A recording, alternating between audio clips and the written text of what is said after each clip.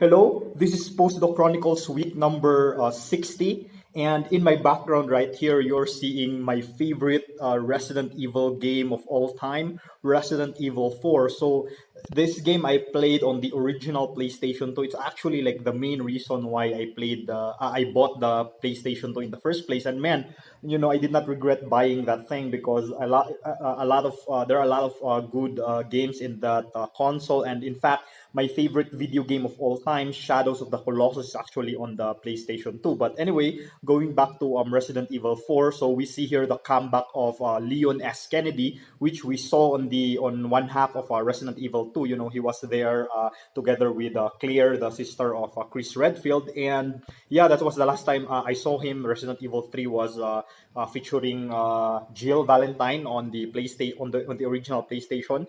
Here is the first shift of the Resident Evil series to a modern console. And man, the horror was still maintained, but then they slowly went into this more of an action route. So there are a lot of actions in this game. The puzzles, it's still there, but a little bit minimal as compared to the first three Resident Evil series. So again, this is my favorite. But I have to say that I have not played in the mainline Resident Evil. I have not played Resident Evil 7 because first of all, I don't have a modern like current gen console like PS4 or Xbox One, and I don't think I can play it on my PC. And I prefer personally playing on a handheld anyway. So, but yeah, so right now I can play this when shitting on the toilet, and I am planning to play this again. But it's really I forgot a lot of things, and it's really it surprised me that, for example, when you play this game, you don't have actually an independent control of the camera with the right hand stick,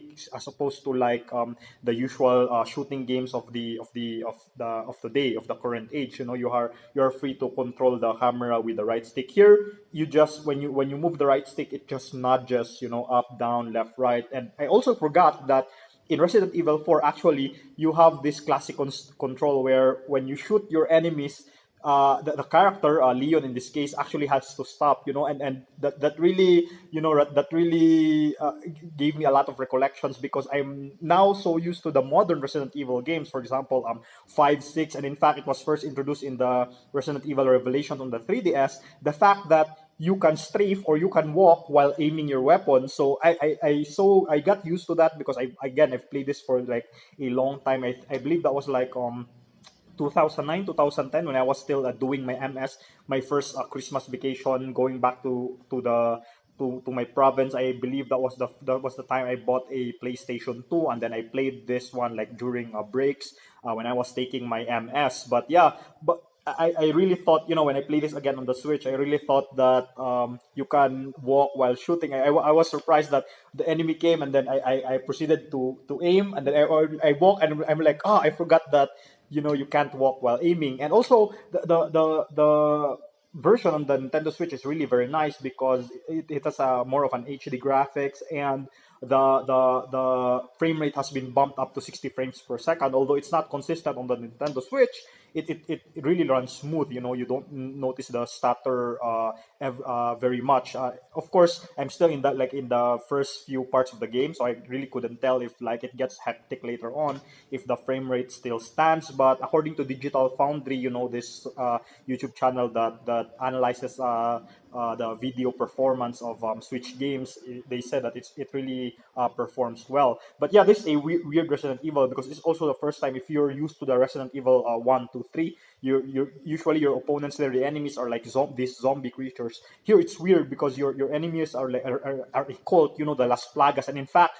your first encounter with them, they're like normal people, like Leon, because Leon is trying to save this girl here. I forgot her name. I believe Abigail, or I'm not really sure, but yeah, no, not Abigail, Ashley Graham, yeah, that's it. So he's trying to save this girl, the daughter of the president. And his first encounter with the enemy, he showed the picture like, do you know this girl? Have you seen her? And then the guy was like, it's like a normal person, and it's really very unsettling the first time, because eventually he will attack you, and then you have to shoot him. And then yeah, So they're a cult known as Las Plagas, but they're injected with something. Eventually, they turn into these hideous monsters. In the later parts of the game, when you blow their heads off, they have like these octopus creatures that are coming out of their heads. So yeah, it's really a classic Resident Evil, and yeah, I really love this, and I'm going to replay it in time for I believe the Resident Evils 5 and 6, which are also very great games. So these games 5 and 6, it really created a divide, among the fans, because there are a lot of fans that wanted the original horror vibe of the Resident Evil, but the recent Resident Evil games 5 and 6, they went into a more action route.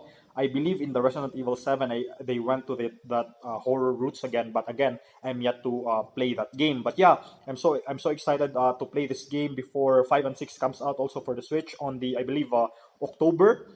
So I'm definitely gonna play those games as well. But anyway, yeah, enough about Resident Evil. Let's go to my postdoc. So last postdoc chronicles, two postdoc chronicles ago, I believe, before I went to Hong Kong, I mentioned that my CPU crashed. So in fact, Deepak actually gave me a new one.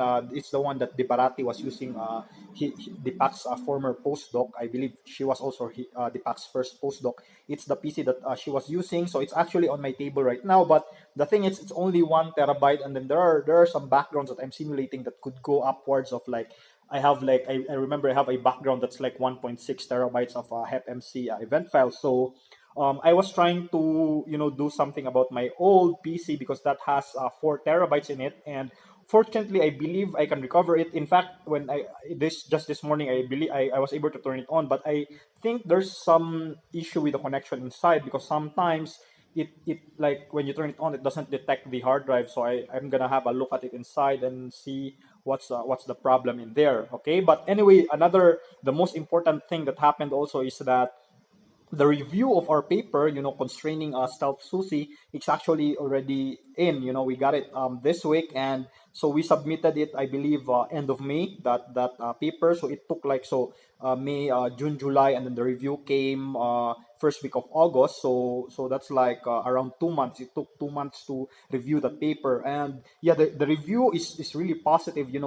The referee had no problem with the setup, the scenario, the physics. He said it was an interesting collider signature, and even Jong and Deepak agreed it's a very positive report. And if we tackle the request of the referee, then we would be. Jong believes that it will be accepted eventually. But yeah, so most of the requests of the referee has to do with the way we presented our results. So he requires more plots. He said, okay, you claim this, but I want to see this specific plot. So for example, he wants some plots regarding the jet substructure variables that we use. He wants to see the plot of the PT distribution of the decay products that we're looking at. He wants to see if indeed our missing energy is really small. He wants to see the delta R of the of our photon that we're trying to constrain between the, I don't know, the decay products and the fat jet itself, to see if uh, what are the percentage when the photon is found inside the fat jet. And also he wants to see, he wants some uh, a bit of more in-depth explanation regarding the backgrounds that we use, and the how the cross sections were being different when we applied our different cuts. And after reading the review of the referee, had it been me, if it was just my call, I would have been a yes man, and included all the plots that he wanted. So in fact, he wanted a plot that we would have put in the initial drafts of our paper regarding the plot of the squark masses, the different sensitivities as a function of squark masses. But eventually, Jones said it's not a good idea to put that because of this subtle thing in statistics, which he calls the look elsewhere effect, and it has something to do with the difference between identifying. I talk about this at length with some Postdoc Chronicles videos ago regarding the difference between looking at the background versus signal when you know the mass of the particle that you're looking for, versus if you have no idea what the mass is at all. So there's this thing called look elsewhere effect. So we had to scrap that out. Again, the referee wanted that plot. So again, had it been my call, I would have put everything that the referee wanted and then be done with it. But in fact, when I showed the report to Jong and Deepak, they are actually both said that, we don't have to put all the plots that the referee wanted. So we can actually, Jong said we can actually contest. And if he really wants to see these plots, then we could send the plot to him privately. But Jong said he doesn't think that all the plots that the referee wanted could make or could contribute. I mean, not all the plots that the referee wanted could make our paper better. So some of them, yes, but not all of them. So I believe like our papers like are around 6 pages. So had I placed all the plot requests of the referee, then it would have, I don't know, it would have been more than 10 pages. But yeah, so Jong said only a few of these plots we should be putting in, and I'll be Skyping with Jong tonight because so today is Thursday. Tomorrow is actually a holiday in South Africa. It's like a National Women's Day or something like that.